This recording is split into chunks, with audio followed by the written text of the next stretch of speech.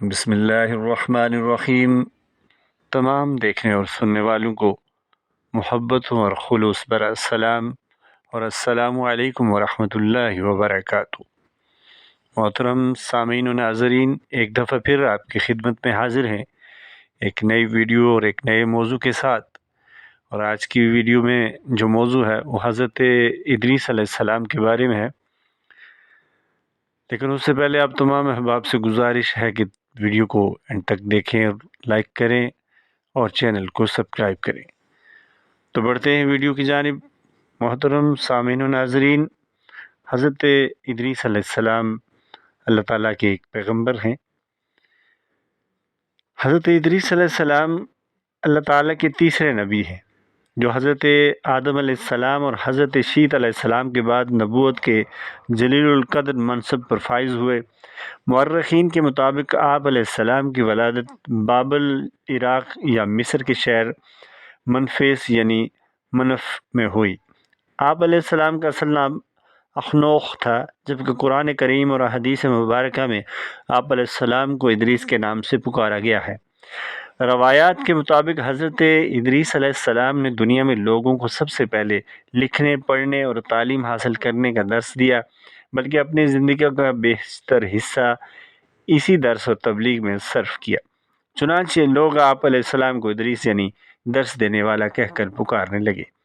آپ علیہ السلام کا حضرت شیت علیہ السلام کی 5ویں پشت سے تعلق تھا، اور آپ علیہ السلام کا شجرہ نسب یوں ہے: ادریس علیہ السلام بن یارد بن ملائل بن کینن بن انوش بن شیت علیہ السلام بن آدم علیہ السلام۔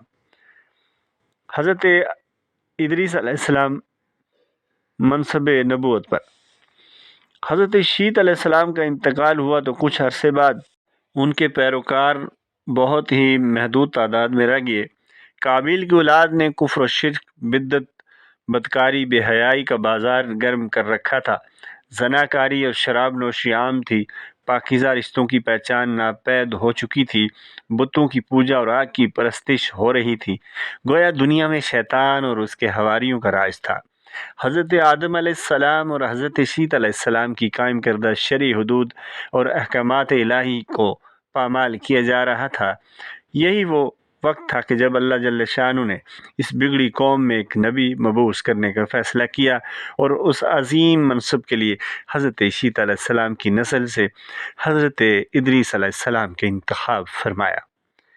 حضرت ادریس علیہ السلام میں وہ تمام خوبیاں بدرجہ اتم موجود تھیں جو اللہ کے نبی میں ہونی چاہیے۔ آپ علیہ السلام حضرت آدم علیہ السلام کے دین کے پیروکار، نہایت عبادت گزار، متقی، پرہیزگار اور انتہائی سچے انسان تھے۔ بابل سے مصر کی جانب ہجرت۔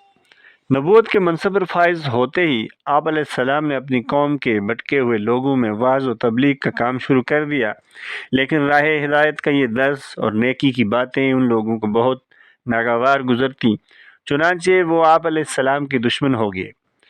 آپ علیہ السلام اور آپ علیہ السلام کے پیروکاروں کو طرح طرح سے اذیتیں دینے لگے، یہاں تک کہ آپ علیہ السلام نے ان کی ایذا رسانیوں سے تنگ آ کر بابل سے ہجرت کا ارادہ کر لیا، اور اپنے پیروکاروں کو اپنے اس فیصلے سے مطلع فرمایا۔ چونکہ بابل دریائے فرات اور دریائے دجلہ کے کنارے ایک سرسبز و شاداب علاقہ تھا، لہٰذا لوگوں کے لیے اس علاقے سے ہجرت کرنا خاصا مشکل فیصلہ تھا، اور انہوں نے اس حوالے سے تحفظات کا اظہار بھی کیا۔ لیکن حضرت ادریس کے سمجھانے پر وہ لوگ آپ علیہ السلام کے ساتھ ہجرت پر تیار ہو گئے۔ حضرت ادریس اور ان کے پیروکاروں نے بابل سے مصر کا رخ کیا اور دریائے نیل کے کنارے آباد ہو گئے، جو بابل سے بھی زیادہ سرسبز و شاداب علاقہ تھا۔ حضرت ادریس علیہ السلام نے یہاں کے لوگوں میں درس و تبلیغ کے کام کو جاری رکھا۔ آپ علیہ السلام اس وقت لوگوں میں رائج تمام زبانوں سے واقف تھے اور عوام کو انہی کی زبانوں میں درس دیا کرتے تھے۔ قرآن پاک میں آپ علیہ السلام کا ذکر۔ آپ علیہ السلام کا قرآن مجید میں 2 مرتبہ ذکر آیا ہے۔ سورۃ مریم میں اللہ تعالیٰ فرماتے ہیں: اور اس کتاب میں ادریس علیہ السلام کا ذکر بھی کیجیے، بے شک وہ بڑے سچے نبی تھے اور ہم نے ان کو بلند رتبے تک پہنچایا۔ سورۃ الانبیاء میں اللہ تعالیٰ نے فرمایا: اور اسماعیل علیہ السلام اور ادریس علیہ السلام اور ذوالکفل کا تذکرہ کیجیے، یہ سب احکام الہیہ پر ثابت قدم رہنے والے لوگوں میں سے تھے۔ قرآن کریم کی مستند کتاب معارف القرآن کے مطابق حضرت ادریس علیہ السلام حضرت نوح علیہ السلام سے 1000 سال پہلے پیدا ہوئے۔ اللہ تعالیٰ نے آپ علیہ السلام کو نبوت کے مرتبے پر سرفراز فرمایا اور آپ علیہ السلام پر 30 صحیفے بھی نازل فرمائے۔ حضرت ادریس علیہ السلام وہ پہلے انسان ہیں جنہیں علم نجوم اور حساب بطور معجزہ عطا کیے گئے۔ نیز سب سے پہلے انہوں نے ہی قلم سے لکھنا اور کپڑا سینا ایجاد کیا۔ ان سے پہلے لوگ عموماً جانوروں کی کھال لباس کے طور پر استعمال کیا کرتے تھے۔ پھر یہ کہ سب سے پہلے ناپ تول کے طریقے بھی آپ علیہ السلام نے ہی متعارف کروائے اور اسلحہ بھی آپ علیہ السلام کی ایجاد ہے۔ آپ علیہ السلام نے اسلحہ تیار کر کے بنو قابیل سے جہاد کیا۔ علامہ ابن اسحاق کا کہنا ہے کہ دنیا کا سب سے پہلا شخص جس نے قلم سے لکھا حضرت ادریس علیہ السلام ہے۔ معاویہ بن حکم سلمہ رضی اللہ سے مروی ہے کہ انہوں نے حضرت محمد صلی اللہ علیہ وسلم سے رمل کے بارے میں سوال کیا۔ یہ ایک ایسا علم ہے جس میں ریت پر مخصوص لکیریں کھینچ کر کچھ معلوم کیا جاتا ہے۔ تو رسول اللہ صلی اللہ علیہ وسلم نے فرمایا، ایک پیغمبر تھے جنہوں نے یہ لکھا، لہٰذا جس شخص کا خط ان کے موافق ہو جائے تو اچھا ہے۔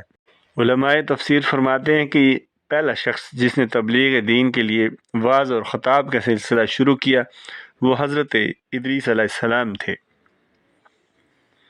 حضرت ادریس علیہ السلام چوتھے آسمان پر۔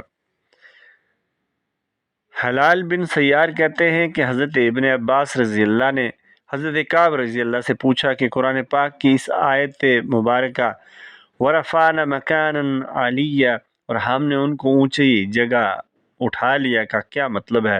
تو حضرت کعب رضی اللہ نے فرمایا، اللہ تعالیٰ نے حضرت ادریس علیہ السلام کی طرف وحی بھیجی کہ میں تمہیں ہر روز تمام بنی آدم کے اعمال کے برابر درجات دیتا ہوں۔ اس سے مراد اس زمانے کے تمام بنی آدم ہیں۔ تو حضرت ادریس علیہ السلام نے چاہا کہ پھر تو اعمال میں اور اضافہ ہونا چاہیے، لہٰذا جب ان کے پاس فرشتے آئے تو انہوں نے وحی کا ذکر کرتے ہوئے کہا، میں چاہتا ہوں کہ ملک الموت سے بات کروں اور پوچھوں کہ جب تک میری زندگی ہے وہ کتنا عرصہ باقی ہے۔ فرشتے نے حضرت ادریس علیہ السلام کو اپنے پروں پر اٹھایا اور انہیں لے کر آسمان کی طرف بلند ہو گیا۔ جب وہ چوتھے آسمان پر پہنچے تو ان کی ملک الموت سے ملاقات ہو گئی جو نیچے اتر رہے تھے۔ حضرت ادریس علیہ السلام کے دوست فرشتے نے ملک الموت سے حضرت ادریس علیہ السلام کے بارے میں ذکر کیا تو عزرائیل علیہ السلام نے پوچھا، حضرت ادریس علیہ السلام کہاں ہیں؟ فرشتے نے جواب دیا کہ وہ میری پشت پر ہیں۔ اس پر ملک الموت نے حیرت کا اظہار کرتے ہوئے کہا کہ واہ تعجب ہے، مجھے پروردگار کی طرف سے کہہ کر بھیجا گیا کہ حضرت ادریس علیہ السلام کی روح چوتھے آسمان پر قبض کر لوں، تو میں نے سوچا کہ وہ تو زمین پر ہیں، ان کی روح چوتھے آسمان پر کیسے قبض کروں؟ ابھی اسی سوچ و بچار میں تھا کہ زمین پر اتر رہا تھا کہ تم انہیں لے کر چوتھے آسمان پر آ گئے۔ پھر ملک الموت نے ان کی روح قبض کر لی۔ قصص الانبیاء ابن کثیر۔ ابن ابی حاتم نے بھی اس آیت کی تفسیر کے ذیل میں اس حدیث کو ذکر کرتے ہوئے یہ اضافہ کیا ہے کہ حضرت ادریس علیہ السلام نے فرشتے سے کہا، ملک الموت سے میرے بارے میں سوال کرو کہ میری عمر کتنی باقی رہ گئی ہے، جبکہ حضرت ادریس علیہ السلام فرشتے کے ساتھ ہی تھے۔ فرشتے کے سوال پر ملک الموت نے کہا کہ جب تک میں انہیں دیکھ نہ لوں اس وقت تک کچھ نہیں بتا سکتا۔ پھر ملک الموت نے حضرت ادریس علیہ السلام کو دیکھ لیا تو فرشتے سے کہا کہ آپ مجھ سے ایسے شخص کے بارے میں سوال کر رہے ہیں جس کی زندگی پلک جھپکنے سے زیادہ نہیں۔ پھر فرشتے نے پر کے نیچے حضرت ادریس علیہ السلام کو دیکھا تو ان کی وفات ہو چکی تھی۔ جنت اور دوزخ کی سیر۔ روضۃ الاصفیہ کے مصنف تحریر کرتے ہیں کہ حضرت ادریس علیہ السلام کثرت سے اللہ تعالیٰ کی حمد و ثناء اور عبادت میں مصروف رہتے تھے اور فرشتوں میں نہایت محبت اور عقیدت و احترام کی نظروں سے دیکھے جاتے تھے۔ فرشتے ان کے پاس آتے اور ان کی صحبت میں بیٹھا کرتے تھے۔ چنانچہ ایک مرتبہ حضرت اسرائیل علیہ السلام بھی اللہ تعالیٰ سے اجازت لے کر آئے اور انسانی شکل میں بہت دیر تک ان کی صحبت میں حاضر رہے۔ حضرت ادریس علیہ السلام کو جب معلوم ہوا کہ یہ کوئی انسان نہیں بلکہ حضرت عزرائیل علیہ السلام ہیں تو روح قبض کرنے کی خدمت پر مامور ہیں، تو آپ علیہ السلام نے ان سے فرمایا کہ میرا دل چاہتا ہے کہ تم مجھے موت کا ذائقہ چکھاؤ۔ اس پر حضرت عزرائیل علیہ السلام نے اللہ تعالیٰ کی اجازت سے ان کی روح نکالی اور پھر واپس کر دی۔ اس کے بعد حضرت ادریس علیہ السلام نے ان سے فرمایا میرا دل چاہتا ہے کہ میں جنت اور دوزخ دیکھوں۔ چنانچہ حضرت عزرائیل علیہ السلام نے اللہ تعالیٰ سے اجازت لے کر انہیں دوزخ دکھائی۔ وہ دوزخ دیکھ کر جنت میں آئے اور بہت دیر تک وہاں کے مناظر دیکھتے رہے۔ آخر حضرت عزرائیل علیہ السلام نے عرض کیا کہ آپ اب واپس تشریف لے چلیں، مگر حضرت ادریس علیہ السلام نے جواب دیا کہ جب تک دوزخ و جنت کو پیدا کرنے والا مجھے یہاں سے جانے کا حکم نہیں دے گا اس وقت تک یہاں سے نہیں جاؤں گا۔ چنانچہ اللہ تعالیٰ نے ایک فرشتے کو مقرر فرمایا کہ وہ ان کے درمیان فیصلہ کر دے۔ حضرت عزرائیل علیہ السلام نے اس فرشتے کو پوری صورتحال بتائی۔ پھر حضرت ادریس علیہ السلام نے فرمایا میں قانون خداوندی کے مطابق موت کا ذائقہ چکھ چکا ہوں اور اب جنت میں آ گیا ہوں، چونکہ اللہ تعالیٰ نے فرمایا ہے وَمَا هُمْ بِخَارِجِينَ مِنْهَا، یعنی ہم تم کو اس سے نہیں نکالیں گے، لہٰذا میں یہاں سے نہیں جانا چاہتا۔ حضرت کعب اخبار کی روایت ہے کہ فرشتے نے اللہ تعالیٰ کے حکم سے فیصلہ کیا کہ اچھا آپ علیہ السلام چھٹے آسمان پر رہیے اور فرشتوں کے ساتھ عبادت کیجیے۔ چنانچہ حضرت ادریس علیہ السلام چھٹے آسمان پر فرشتوں کے ساتھ عبادت میں مشغول رہتے ہیں۔ واللہ اعلم۔ اس سلسلہ میں متفق علیہ حدیث یہ ہے کہ حضرت ادریس چوتھے آسمان پر ہیں۔ مجاہد رحمۃ اللہ اور دیگر بہت سے علماء اکرام کا یہی قول ہے۔ حضرت زہری رحمۃ اللہ نے بھی حضرت انس رضی اللہ سے مروی معراج کی حدیث نقل کی ہے کہ جب نبی کریم صلی اللہ علیہ وآلہ وسلم معراج کی رات چوتھے آسمان پر پہنچے تو وہاں آپ صلی اللہ علیہ وآلہ وسلم کی ملاقات حضرت ادریس علیہ السلام سے ہوئی، جنہوں نے حضور صلی اللہ علیہ وآلہ وسلم کو دیکھ کر فرمایا مرحبا صالح بھائی، مرحبا صالح بھائی۔ ابن کثیر کی حدیث ہے۔ آل قابیل کے ساتھ جہاد۔ حضرت ادریس علیہ السلام کی زندگی میں دو چیزیں بہت نمایاں ہیں، ایک وعظ و تبلیغ اور دوسری آل قابیل کے ساتھ جہاد۔ چونکہ انہیں وعظ و تبلیغ میں ملکہ حاصل تھا، چنانچہ ان کی پہلی کوشش یہی رہی کہ وعظ و نصیحت سے آل قابیل رائے راست پر آ جائے اور دنیا برائیوں سے پاک ہو کر ایک اللہ کی عبادت کرنے لگے۔ لیکن شیطان نے ان لوگوں کو پوری طرح اپنی گرفت میں لے لیا تھا۔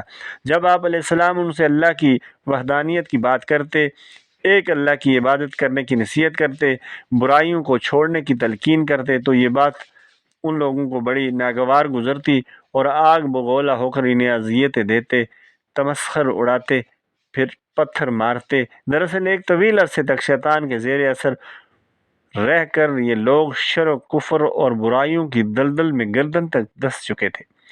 دنیا واضح طور پر دو گروہوں میں تقسیم ہو چکی تھی، ایک شیطان کے پیروکار اور دوسرے اللہ رب العزت کے ماننے والے۔ حضرت ادریس اس صورتحال پر بڑے دل گرفتہ اور پریشان رہا کرتے تھے۔ آپ علیہ السلام نے لاکھ کوشش کی کہ کسی طرح تبلیغ کے ذریعے ان لوگوں کو راہ راست پر لایا جا سکے، لیکن جب کوئی صورت نظر نہ آئی تو انہوں نے اللہ تعالیٰ کے حکم سے ان لوگوں کے خلاف جہاد کیا۔ انہوں نے اللہ اور اس کے پیغمبر پر ایمان رکھنے والے نوجوانوں کی ایک جماعت کے ساتھ آل قابیل کے ساتھ جہاد کیا، جس میں اللہ تعالیٰ نے انہیں کامیابی عطا فرمائی اور بہت سے لوگ دین حق کی جانب راغب ہو گئے۔ محترم سامعین و ناظرین، یہ تھی آج کی ویڈیو۔ امید ہے آپ کو ویڈیو پسند آئی ہوگی۔ اگر ویڈیو پسند آئی ہے تو اس کو لائک کیجئے اور اچھے سے کامنٹ کر دیجئے گا، اور چینل کو لازمی سبسکرائب کریں اور اس کو زیادہ سے زیادہ شیئر کریں، کیونکہ نیکی کی بات اور دین اور اسلام کی بات کو آگے بڑھانا یہ بھی ایک بہت بڑی نیکی ہے اور یہ صدقہ جاریہ ہے۔ اللہ تعالیٰ ہم سب کو پیارے نبی صلی اللہ علیہ وآلہ وسلم کے احکامات کے مطابق زندگی گزارنے کی توفیق عنایت فرمائے۔ اللہ تعالیٰ ہم سب کا حامی و ناصر ہو۔ اگلی ویڈیو تک کے لیے اجازت دیجیے۔ اللہ نگہبان۔